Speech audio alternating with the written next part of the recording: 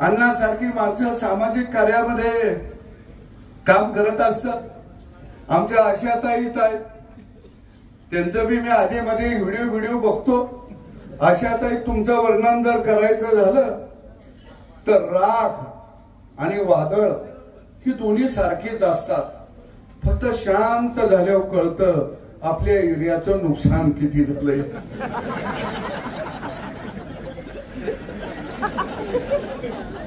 तो परत काही कळतच नाही. मला वाटते दादासाहेब तुम्ही दुसऱ्यांदा आमदार झाला, मी बी दुसऱ्यांदा झाला. आपण भाग्यवान आहे, नाहीतर आपली अशी गत झाली अशी. हे काही खरं नसतं. मी चळवळीमध्ये 30 वर्ष काम केलं शरद तुषींच्या बरोबर. अनेक वेळा तुरुंगात गेलो. माझ्या अंगावर गुन्हा किती?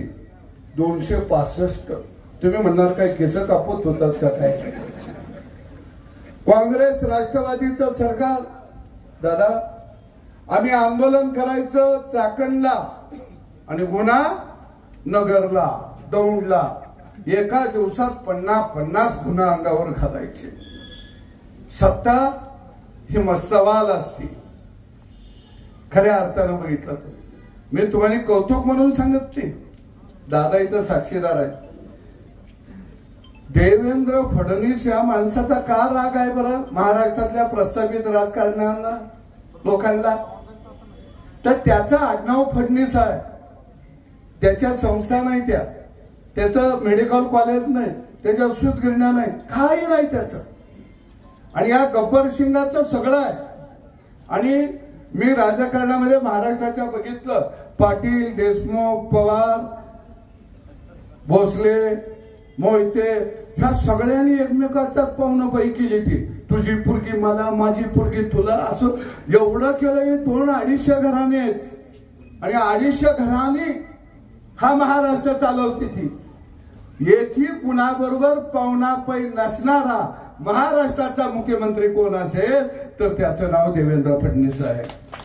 त्यामुळे ही आधी मध्ये पाहुणपै एक होती. ती पाहुणपै एक झाली की आमच्यासारखा मिठाचा खडा निघतो बाहेर. मग आम्हाला माहित आहे, माझं वाक्य आहे, वाडा विरुद्ध गावगाडा, प्रस्थापित विरुद्ध विस्थापित. वाड्याच्या दिवशी उद्ध्वस्त होतील त्याच दिवशी गावगाडा सन्मानानं उभा राहू शकतो. अन्यथा राहू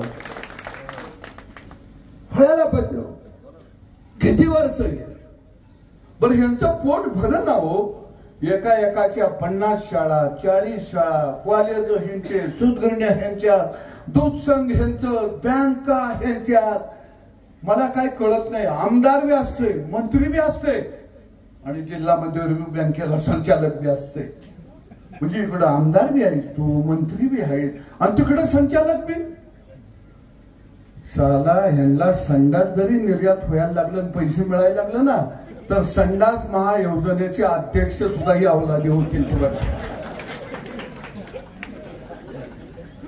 अरे किती यांचं पोटच बरं ना काय केलं. आणि अख्खं घरदार येथे कुठूमच्या कुठूम राजकारणात आहे. अशात आहे अख्खं घरदार. सगळं भाव राजकारणात, सुना राजकारणात, लेकर राजकारणात, बायका राजकारणात. आणि भाषण करताना सगळं घरदार करतंय. तुमची आम्हाला सेवा करायची आहे आणि यावेळी तुमची स्वप्न पूर्ण करण्यासाठी आम्हाला एकदा निवडून द्या. तुम्ही काय कशाचे स्वप्न पूर्ण करताय? पण सेवा एवढी कशी करताय बरं? मग जावा ना, पंढरीला जावा, काशीला जावा, शिर्डीला जावा. इकडेच का सेवा करायला येत आहे? अख्खं घरदार, सगळे राजकारण 2-2 कोटीच्या गाडीत येते. आणि भाषण काय? तुमची एकदा आम्हाला सेवा करायची आहे. काय साबण लावून आंघोळ घालतो? कसली सेवा करतो? मला वाटतं शरद भाऊ, आपण एक सभागृहात असं मांडूया, 2दाच आमदार किंवा खासदार होता होईल, त्याच्यानंतर त्याला कुठं सुद्धा उभा राहता येणार नाही. अरे दुसऱ्यांचा नंबर लागायचा कवा? तुम्ही झाला की तुमची बायको येतुया, पोरगा येतुया, पोतण्या येतुया, म्हणजे आयुष्यभर गुलाल तुमच्याच अंगाव आणि आमच्या अंगाव कवा मसन वाट्यात गेल्यावर कवा दाखायचं. हे कुठेतरी थांबायला पाहिजे. तरुण पिढीनं खऱ्या अर्थानं आता पुढे आलं पाहिजे. आजची तरुण पिढी आमची जातीपातीत वाटली गेली हो, वाईट वाटतंय हो. पूर्वी गावगाडा हा 12 मुक्तेदारांचा होता. छत्रपती शिवाजी राजांची सेना ही रयतेची सेना होती. साळी माळी कोळी तिली कुंभार नाभिक मातंग चर्मकार मराठा दलित ही खऱ्या अर्थानं त्याची सेना होती. लव्हाराचं पोरग होतं, कोळ्याचं पोरग होतं, नंदीवाल्याचं पोरग होतं, गोसाव्याचं पोरग होतं. गावगाडा एक रूपानं चालला होता. आज आम्ही प्रत्येकाला जात विचारायला लागलो. आज नेते जातीवर निर्माण व्हायला लागले. खऱ्या अर्थानं जोपर्यंत या महाराष्ट्राच्या मातीवर नेतृत्व निर्माण होणार नाही तोपर्यंत मातीला न्याय मिळू शकत नाही. अरे नोकऱ्या किती आहेत त्या? 2 लाख नोकऱ्या आहेत. किती? 2, जास्तीत जास्त 2.5 लाख. अजून वाढवू 5 लाख. 5 लाखापेक्षा नोकऱ्या नाहीत. पण या महाराष्ट्राची लोकसंख्या आहे 13.5 कोटी. अरे कसं काय हे असं का गणित कोलमडलं, का बिघडलं याचा विचार आज आमचे राज्यकर्ते करायला तयार नाही. अरे पूर्वीच्या काळामध्ये लोक म्हणायचे, तर जुने काका बसले ते महाराज काय म्हणायचे, उत्तम शेती, मध्यम व्यापार आणि कनिष्ठ चाकरी. आज काय झालं, उत्तम चाकरी झाली, कनिष्ठ शेती झाली, मध्यम व्यापार झाला. संत नामदेवांनी म्हटलं तर एका अभंगामध्ये, वळचणीचं पाणी आड्याला गेलं. आम्हाला वाटायचं शरद भाऊ वळचणीचं पाणी आड्याला गेलं कसं, पण हिंदुस्थानातल्या राज्यकर्त्यांनी वळचणीचं पाणी दाबीत दाबीत आड्यावून गेलं आणि वर सांगितलं, तुझं आम्ही खरं करून दाखवलं. ही उलटी गंगा विकासाची खऱ्या अर्थानं वाहायला लागली. आणि म्हणून आजची जर परिस्थिती बघितली, मी एका गावाचा सर्वे केला. त्या गावामध्ये 192 मुलं होती. त्यापैकी 104 मुलांची लग्न झालेली नाहीत. किती? 104. आज गावागावामध्ये 40 वय वलंडलेली अनेक मुलं आहेत, त्यांची लग्न सुद्धा होत नाही. कारण का? उत्तम शेतीची कनिष्ठ शेती झाली. आणि म्हणून खऱ्या अर्थानं भविष्य काळ जरी कठीण असला तरी सुद्धा आपल्याला काम करावं लागणार आहे. मी काय काय विषय सभागृहामध्ये मांडत असतो, काय विषय खटकत असतात, काय विषय कोणाला पटत नसतात, पण मी माझी भूमिका कधी सोडत नाही. कारण मी वाढलो मातीमध्ये, घडलो मातीमध्ये, जन्मलो मातीमध्ये. अरे माझ्या आई बापाचे हात होते शेणामुतामध्ये. हा सदाभाऊ त्या शेणामुतासाठीच लढत राहील, त्या मातीसाठीच लढत राहील. लढणं हा आमचा धर्म आहे, लढणं हा आमचा धर्म आहे. आणि प्रस्थापितांच्या समोर उभा राहणं हे आमचं कर्म आहे. ह्या भावनेनं खऱ्या अर्थानं आम्ही या लढाईमध्ये उतरत असतो. आणि म्हणून अण्णा, तुम्ही न खचणारं व्यक्तिमत्व आहात. साई समर्थ संस्थेचं नावही चांगलं ठेवलं आणि निश्चितपणानं तुमच्या हातून सेवा घडत आहे. शरद भाऊ, आपण दोघांना एक काम करावं लागेल. हे या ठिकाणी तमाशा महोत्सव भरवतात. आपण शासनाला सांगू की तमाशा महोत्सवाला मदत शासनाच्या माध्यमातून तुम्ही या ठिकाणी दिली पाहिजे. आपण आशिष शेलारजीला संयुक्त भेट घेऊ आणि निश्चितपणानं आज तुम्ही सगळी मंडळी या ठिकाणी जमला. मी एवढंच सांगेन की आपल्याला नैराश्यामध्ये राहून चालणार नाही. आपल्याला नव्या जोमानं नवी लढाई गावगाड्याची निश्चितपणानं उभा करावी लागेल. आणि म्हणून इथं थोरात सर आमचे मी त्यांनाही धन्यवाद देतो. तुम्ही मला या कार्यक्रमाला बोलवलं, तुम्ही घेऊन आला. खऱ्या अर्थाने इथं माई माऊल्याही जमलेल्या आहेत. लाडक्या बहिणीच्या निमित्तानं 1500 रुपये घरला यायला लागला. त्यामुळे नवरा निदान विचारायला लागला, बँकेचा काही SMS आलाय का? बरोबर आहे का? त्यामुळं बऱ्यापैकी आता मारहाण बी थोडी कमी होईल, नाहीतर मग पैसा मिळणार नाहीत नवऱ्याला, सांगता येत या. खऱ्या अर्थानं निवळ 1500 आलं ह्याच्यावर काही लोक बोलायला लागली. ताई निवडणुकीला 1500 दिलं. अरे आम्ही तुम्हाला जर खाऊ पिऊ घालत असेल, आमचं खाल्ल्याशिवाय तुम्ही चालत नसा, तर तुम्ही तुमचं योगदान काहीतरी गावगाड्याला दिलं पाहिजे, सामान्य माणसाला दिलं पाहिजे. आणि आता आपल्याला 1200 रुपये शेतकऱ्याला मिळतात.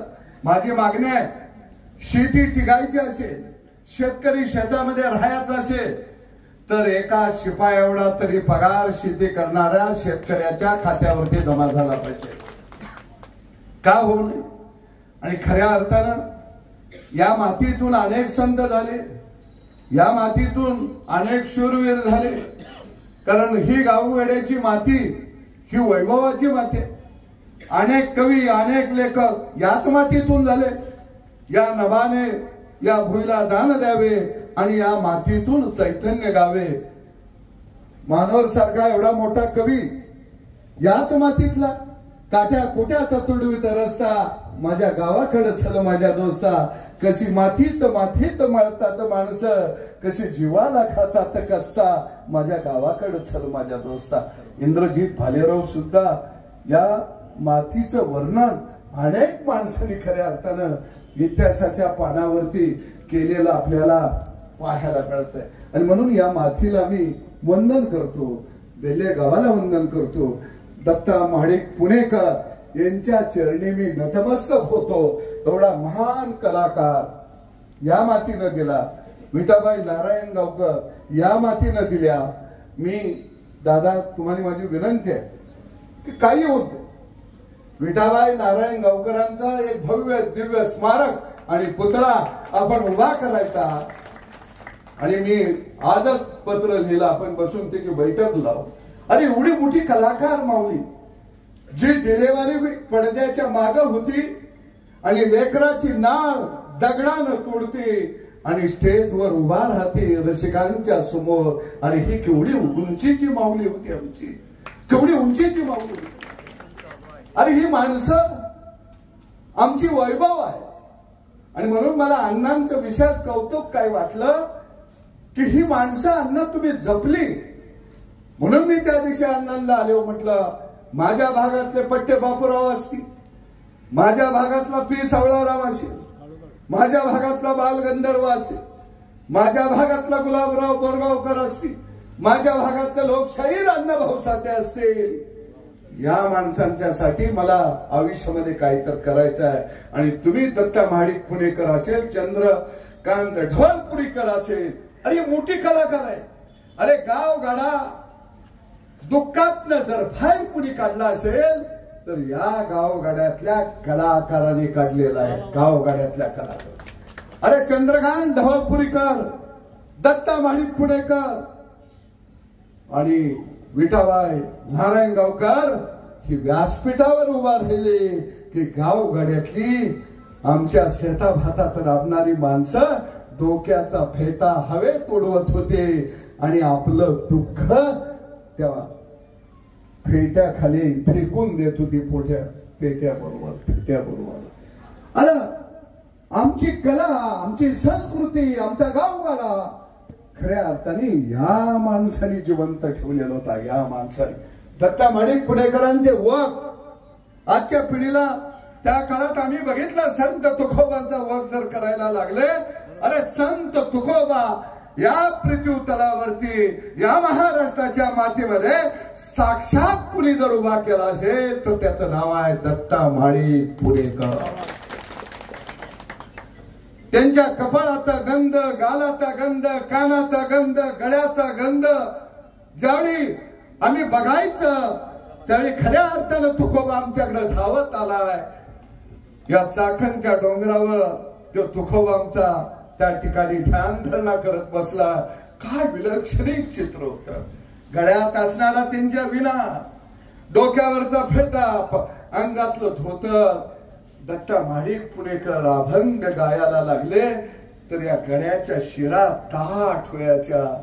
म्हणजे जीव वथून या माणसाने खऱ्या अर्थानं गावगाड्याची संस्कृती, गावगाड्याची कला जपली. अण्णा, मी तुम्हाला सलाम करतो की अशा माणसांना तुम्ही खऱ्या अर्थानं जिवंत येणाऱ्या पिढीच्या समोर ठेवलं. परत एकदा मी धन्यवाद देतो. परत साई समर्थ नागरिक सहकारी पतसंस्था याची घोडदौड ही खऱ्या अर्थानं एक ऐतिहासिक हो अशी परमेश्वर चरणी प्रार्थना व्यक्त करतो. इथंच थांबतो. जय